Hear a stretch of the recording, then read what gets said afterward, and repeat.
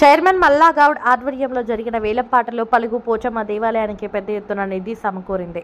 సంగారెడ్డి జిల్లా హత్నూరా మండలంలోని షేర్ఖాన్పల్లి గ్రామ శివారులోని పలుగు మీది నల్లపోచమ్మ దేవాలయం వద్ద ఈవో దేవనాథ్ అధ్యక్షతన జరిగిన వేలంపాటల కార్యక్రమానికి చైర్మన్ పెద్దరామగోని మల్లా గౌడ్ హాజరైన కార్యక్రమంలో తహసీల్దార్ ఫరీనా షేక్ సమక్షంలో పలు సేవలకు అధికారులు వేలంపాట నిర్వహించారు.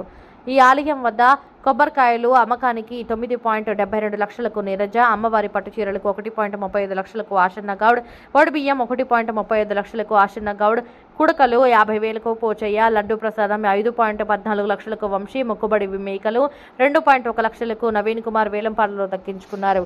వేలం హక్కులు పొందిన సభ్యులు ఏడాది పాటు ఆలయం వద్ద వాటిని విక్రయించుకోవచ్చని తెలిపారు.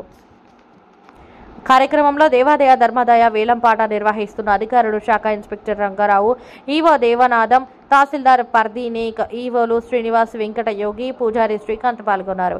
వేలానికి ముందు మాట్లాడిన చైర్మన్ మల్లా గౌడ్, తహసీల్దార్ ఫరీనా షేకులు మాట్లాడుతూ వేలంలో పాడుకున్న వారు డబ్బు సంపాదన లక్ష్యంగా కాకుండా భక్తులు రెట్టింపు అయ్యే విధంగా సేవలు అందించి అమ్మవారి ఆశీర్వాదాలు, గుడికి పేరు ప్రఖ్యాతలు లక్ష్యంగా వ్యాపారాలు నిర్వహించుకోవాలన్నారు.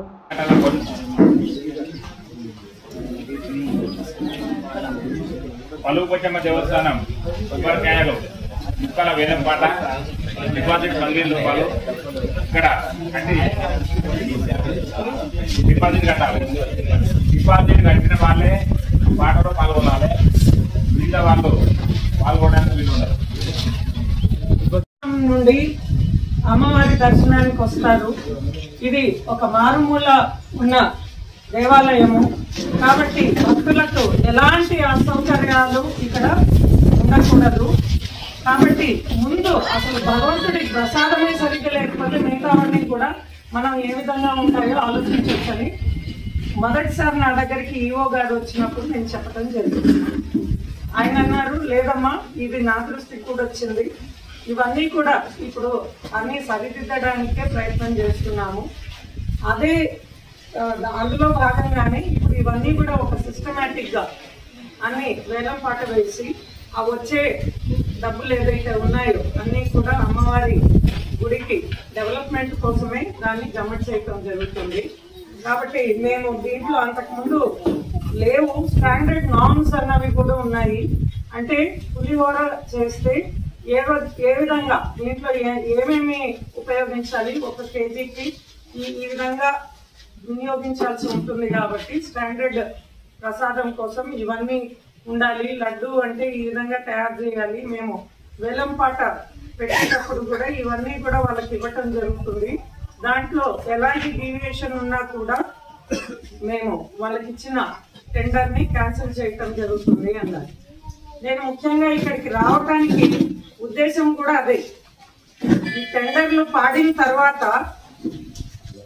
మనం ఇక్కడ కమర్షియల్ గా ఆలోచించేది ఉండదు. అమ్మవారి సేవ చేసుకోవాలి అన్న ఉద్దేశంతోనే మీరు టెండర్లు పాడండి. సేవ చేసే విధానంలో ఎలాంటి లోపాలు లేకుండా చూసుకోండి. మీరు అమ్మవారికి సేవ చేస్తే అమ్మవారు మీ గురించి ఆలోచిస్తారు. అంతేగాని మీరు ఏదో ఒక ప్రతిఫలాపేక్షతో వచ్చి ఇక్కడ ప్రసాదం టెండర్ పాడిన తర్వాత ఆ ప్రసాదము తినడానికి యోగ్యం కాకుండా తర్వాత లడ్డు ప్రసాదం తయారు చేస్తే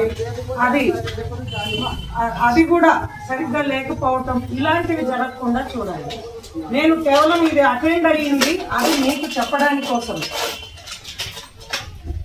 సో ఎవరు టెండర్లు పాడినా కూడా దయచేసి ఇదంతా కూడా గుర్తుపెట్టుకోండి. ఎక్కడా కూడా ఆలయ ప్రతిష్టకు భంగం కాకుండా చూసుకోండి. సో ఇదే నా తరఫు నుండి నేను చెప్పాల్సింది. కాబట్టి ఈవో గారు కూడా మీరు అంటే ఆల్రెడీ మీరు సిటీలో చేసిన అనుభవం ఉంది, మీరు అక్కడ పెద్ద ఆలయాల్లో చేసి వచ్చారు కాబట్టి ఇక్కడ కూడా మన పలుగు పోచమ్మ అమ్మవారి గుడిని కూడా మంచి పేరు ప్రఖ్యాతులు తీసుకురావాలి.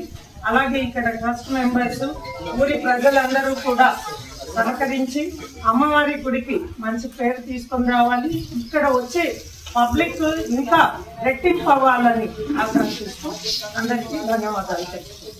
Thank you.